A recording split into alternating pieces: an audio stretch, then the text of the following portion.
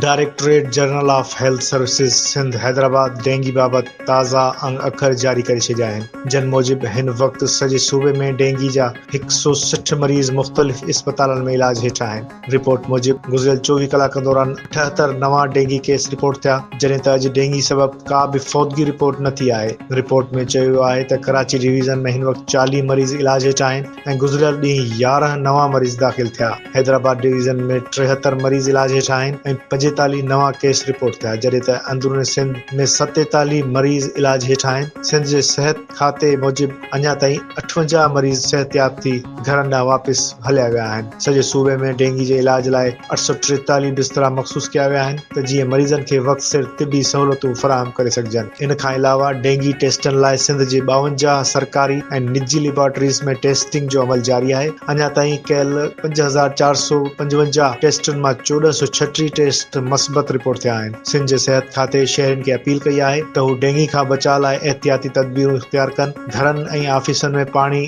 गॾु न थियण ॾियनि ऐं जेकॾहिं डेंगी जूं अलामतूं ज़ाहिर थियनि त फौरी वेझे इस्पताल सां राबितो कनि।